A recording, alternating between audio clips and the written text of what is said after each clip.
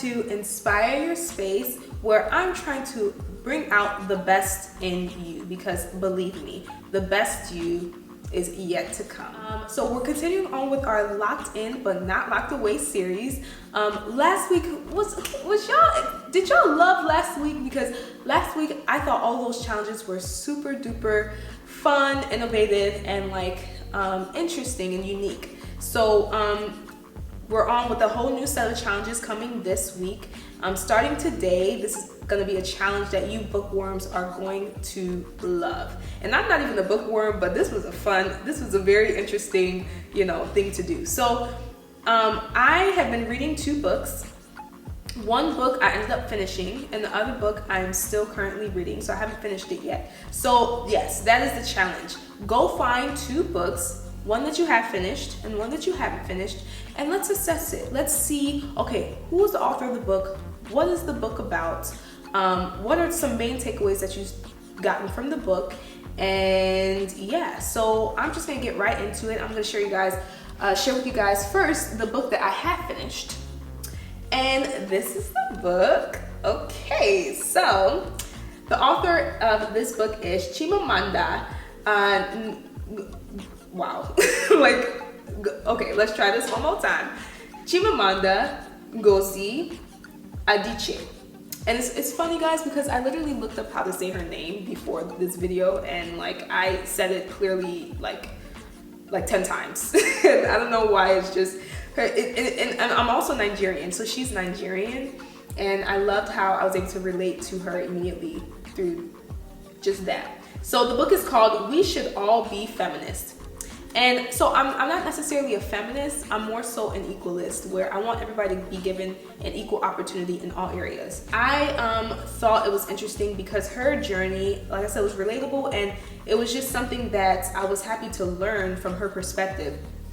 It's basically about how her challenges dealing with double standards, gender roles, and unequal opportunities while growing up in Nigeria, and also facing those same challenges in her grown-up life and in her career journey as well. And so the main takeaway that I took from this is that she really just wants us to have the perspective of feminists. Like, she's not asking you to be a feminist. She's just more so getting you in their mind as to why they're thinking the way they think, and acknowledging that, okay, yes, we do have a problem in society that we need to fix. Both genders are being affected by this, because when you give genders their roles, you're predetermining them to do specific things that they may not be destined to do. You're telling them how they should behave. And remember, Inspire Your Space is trying to bring out that value that exists within you. You know who you're supposed to be. So that's why it was really good that I was able to get this perspective. So that's the book that I finished. And so let me explain the reason why I probably finished this book as well. So as you guys see, yeah, it's very, very thin. The thickness is definitely not a big problem. But to be fair, the words are normal. Okay, the words are normal sized. This is 12-point font, single space probably, and okay, the margins are kind of wide. So, but yeah, so I finished this in about probably a couple hours in one day. Before I really explain the title and everything, I went to Israel this past January. Yeah, it's Israel, Jerusalem, the Holy Land. And I basically went there with a class to learn more about their social enterprises and why they're successful in what they do. And I learned that they invest in humans, and they really give them opportunities that they're seeking, because not every human beings are given the equal opportunities. And so that really stood out to me, and that's why I was very happy to read this book. It was given to me as I was actually going to Israel. It's basically called Startup Nation: The Story of Israel's Economic Miracle, and it's by Dan Senor and Saul Singer. And this book explains what I just explained to you, my experience in Israel. The reason why, what's the secret sauce as to why Israel is very successful in their enterprises, their technology innovation, and just in general. Why do they keep on seeing this pattern of success in their economy? And the two reasons I extracted from what I've read so far, because I haven't finished this book yet, but the two reasons I extracted so far is, number one, they have something called chutzpah, which is a persevering spirit. They never give up on their business endeavors. They never give up when they fail. They actually see failure as an opportunity for another chance. And the second reason is because their hierarchy structure in the workplace is more lax. So the people, like subordinates and employees, are able to, question or, challenge in a respectful way the higher ups. Because that's like they're just able to share their opinions with the higher ups, and that kind of creates that atmosphere of everybody understanding what's going on. Everybody is on the same page, and it just gives everybody that equal opportunity to speak up and speak out and voice their opinions.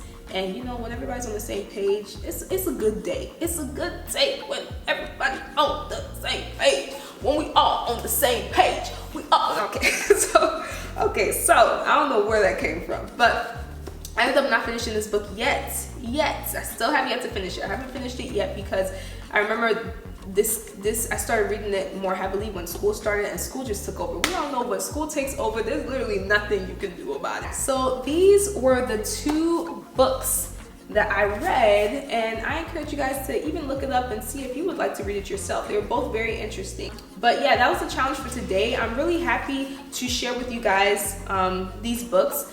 And I also want to let you guys know that it is very important to read. I'm starting to realize this now because reading really does expand your memory and it feeds your brain. If you're just reading, a newspaper or an article online or just a book, it really helps you remember things and expand your vocabulary and expand your memory. It's doing good for you. It also exercises your eyes. So as you're reading back and forth, your eyes are moving back and forth, as you see me. So that's exercising your eyes. And last but certainly not least, y'all, it gives us a break from social media. I feel like I'm always on social media, but sometimes you can take a break, especially in this locked-in period when there's literally just us in our home. And we need to figure out how could we extract value from our home. And this is the way, guys.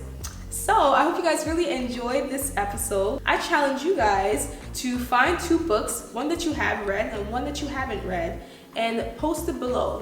Post what the book's about and why you have finished it, why you haven't, and what it's about. I would love to know about it. And then subscribe to this channel because we're going to continuously have challenges every single day.